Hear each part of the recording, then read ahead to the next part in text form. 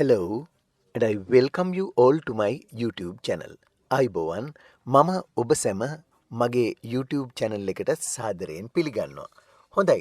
ඔන්න අද දවසේදී මම ඔබට special verbs and their usages විශේෂ ක්‍රියාපද හා ඒවායේ යෙදුම් කියන පාඩම් මාලාවේ 10 වෙනි පාඩම අරගෙන ආවා.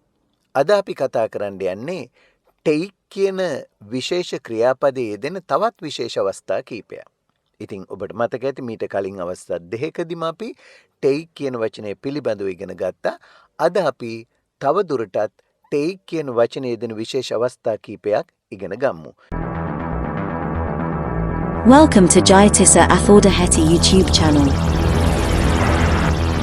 Special verbs and their usages. විශේෂ ක්‍රියාපද හා ඒවායේ යෙදුම්. Special verbs and their usages. හොඳයි බලන්න. Take place. සිදු වෙනවා. Take place. සිදු වෙනවා. Their wedding took place in a grand scale. උන්ගේ මංගල්‍යය උසස් අයුරින් සිදු විය. Their wedding took place in a grand scale. ඔවුන්ගේ මංගල්‍යය උසස් අයුරින් සිදු විය. Their wedding took place in a grand scale. බලන්න වාක්‍ය හැදිලා තියෙන හැටි. Their wedding ඔවුන්ගේ මංගල්‍යය. ඊළඟට අර සිද්ධ වුණා කියන්නේ took place. take place කියන්නේ සිදු වෙනවා. take එකේ අතීත කාලයේ took නේ. ඉතින් took place කියලා ගත්තා in a grand scale. in a grand scale කියන්නේ ඊටාම උසස් අයුරින් කියලා කියන්නේ. in a grand scale. දැන් නැවතත් වාක්‍යයට සවන් දෙන්න. Their wedding took place in a grand scale. හොඳයි. අපි එමු ඊළඟ එකට. Take a rest. විවේක ගන්නවා. Take a rest. විවේක ගන්නවා. Why don't you lie down and take a rest? ඔබ ටිකක් හාන්සි වී විවේක නොගන්නේ ඇයි? Why don't you lie down and take a rest? ඔබ ටිකක් හාන්සි වී විවේක නොගන්නේ ඇයි? Why don't you lie down and take a rest? එතන බලන්න. Why don't you lie down? lie down කියන්නේ ඇලවිලා ඉන්නවා ටිකක් හාන්සි වෙනවා. and take a rest හාන්සි වෙලා කියන්නේ and යොදා ගන්නවා take a rest විවේක ගන්නවා. එතකොට මෙතන why don't you lie down and take a rest? ටිකක් හාන්සි වෙලා විවේක නොගන්නේ ඇයි? එහෙම නැත්නම් අපි මේ කියනවා ටිකක් හාන්සි වෙලා ඔයා විවේක ගන්නකෝ කියලා වගේ කියන්නත්. සජෙෂන් එකකදී. එහෙම නැත්නම් ඇඩ්වයිස් එකකදී අපි why don't you කියන මේ කොටස යොදා ගන්නවා. නැවතත් සවන් දෙන්න. Why don't you lie down and take a rest? හොඳයි මේ බලන්න ඊළඟ එක. Take one's word for something. යමක් පිළිබඳ කෙනෙකු කියන දේ විශ්වාස කරනවා. Take one's word for something. යමක් පිළිබඳ කෙනෙකු කියන දේ විශ්වාස කරනවා. Take one's word for something. මේ බලන්න වාක්‍යය. I must go and see it for myself. I can't take your word for it. මම ගිහිල්ලා ඒක බලන්න ඕනේ. මට ඔයාගේ වචන විශ්වාස කරන්න බෑ. I must go and see it for myself. I can't take your word for it. මමම ගිහිල්ලා ඒක බලන්න ඕනේ. මට ඔයාගේ වචන විශ්වාස කරන්න බෑ. I must go මම යන්න ඕනේ and see it for myself. ගිහිල්ලා මමම ඒක බලන්න ඕනේ. I can't take your word for it. මට ඔයාගේ වචන විශ්වාස කරන්න බෑ. එහෙමයි වාක්‍ය හැදෙන්නේ. I must go and see it for myself කියන්නේ මමම ගිහිල්ලා ඒක බලන්නම ඕනේ. I can't take your word for it. මට ඔයාගේ වචන විශ්වාස කරන්න බෑ. නැවතත් සවන් දෙන්න. I must go and see it for myself. I can't take your word for it. මේ බලන්න ඊළඟ එක. Take a chance. යමක් සිදු නොවීමට ඉඩ තිබුණත් එය කරලා බලනවා. Take a chance. යමක් සිද්ධ නොවෙන්න ඉඩ තිබුණත් ඒක කරලා බලනවා. Take a chance. මේ බලන්න. I don't think he's at home today. Anyway, let's take a chance. මම හිතන්නේ අද ඔහු ගෙදර ඉන්නවා කියලා. කොහොමුණත් අපි ගිහිල්ලා බලමු. I don't think he's at home today. Anyway, let's take a chance. මම හිතන්නේ අද ඔහු ගෙදර ඉන්නවා කියලා. කොහොමුණත් අපි ගිහිල්ලා බලමු. I don't think he's at home today. Anyway, let's take a chance. එතකොට I don't think කියන්නේ මම හිතන්නේ he's at home today.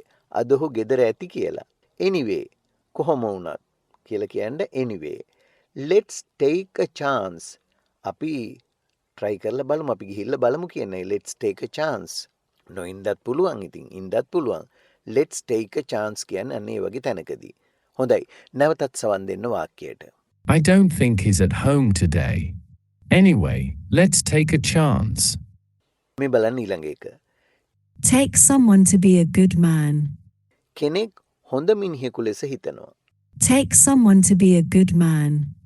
කෙනෙක් හොඳ මිනිහෙකු ලෙස හිතනවා. Take someone to be a good man. බලන්න වාක්‍යය. I took you to be a good man. That's why I lent you the money. මම හිතුවා ඔයා හොඳ මිනිහෙක් කියලා. ඒකයි මං ඔයාට සල්ලි ණයට දුන්නේ. I took you to be a good man. That's why I lent you the money. මම හිතුවා ඔයා හොඳ මිනිහෙක් කියලා. ඒකයි මම ඔයාට ණයට සල්ලි දුන්නේ. I took you to be a good man. That's why I lent you the money. බලන්න වාක්‍යය. I took you to be a good man. I took you to be a good man. මම ඔයා හොඳ මිනිහෙක් කියලා හිතුවා. That's why. අන්න ඒකයි I lent කියන්නේ ණයට මුදල් දෙනවට. I lent you the money. මොනවා හරි දෙයක් ණයට දෙනවට ආපහු ඉල්ල ගන්න lent කියලා කියන්නේ lent නෙමෙයි lend. ඒකේ අතීතයයි මෙතන තියෙන්නේ. That's why I lent you the money. ඒකයි මං ඔයාට සල්ලි ණයට දුන්නේ. Now listen again. දැන් නැවතත් සවන් දෙන්න. I took you to be a good man. That's why I lent you the money. මේ බලන්න ඊළඟ එක. Take a quick look around. කඩිනමින් වටපිට බලනවා. Take a quick look around.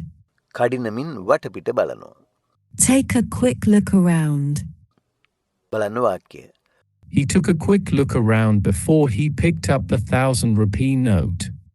ඔහු රුපියල් 1000 නෝට්ටුව ඇහිඳ ගැනීමට පෙර කඩිනමින් වටපිට බැලීය. He took a quick look around before he picked up the 1,000 rupee note. ඔහු රුපියල් 1000 නෝට්ටුව ඇහිඳ ගැනීමට පෙර කඩිනමින් වටපිට බැලීය. He took a quick look around before he picked up the 1,000 rupee note. He took a quick look around කියන ඔහු වටපිට බැලුව කඩිනමින් ඉක්මනින්. Before පෙර. He picked up ඔහු අහුල ගන්න ඉස්සෙල්ලා the 1,000 rupee note. රුපියල් 1000 නෝට්ටුව. The 1,000 rupee note රුපියල් 1000 නෝට්ටුව. Now listen again. දැන් නැවතත් සවන් දෙන්න. He took a quick look around before he picked up the 1,000 rupee note. මේ බලන්න ඊළඟ එක. It takes. අවශ්‍ය වෙනවා. It takes. අවශ්‍ය වෙනවා. It takes two people to make a marriage just as it takes two people to make a quarrel. දබරයකට මෙන්ම විවාහයකටද දෙදෙනෙක් අවශ්‍ය වේ. It takes two people to make a marriage just as it takes two people to make a quarrel. දබරයකට මෙන්ම විවාහයකටද දෙදෙනෙක් අවශ්‍ය වේ. It takes two people to make a marriage just as it takes two people to make a quarrel. වාක්‍ය it takes two people දෙන්නෙක් අවශ්‍ය වෙනවා. It takes two people to make a marriage. To make a marriage. විවාහයකට දෙන්නෙක් අවශ්‍ය වෙනවා. Just as හරියටම වාගේ. මොන වගේද? It takes two people to make a quarrel. දබරයකට අර දෙන්නෙක් අවශ්‍ය වෙනවා වගේ. නැවතත් සවන් දෙන්න වාක්‍යයට. Listen to the sentence again. It takes two people to make a marriage just as it takes two people to make a quarrel. මේ බලන්න ඊළඟ එක. Take to robes. පැවිදි වෙනවා. Take to robes. පැවිදි වෙනවා. Take to robes. බලන්න වාක්‍යය. He was fed up with life and at last decided to take to robes. ඔහු ජීවිතය ගැන කලකිරී සිටි අතර අන්තිමේදී පැවිදි වීමට තීරණය කළේය.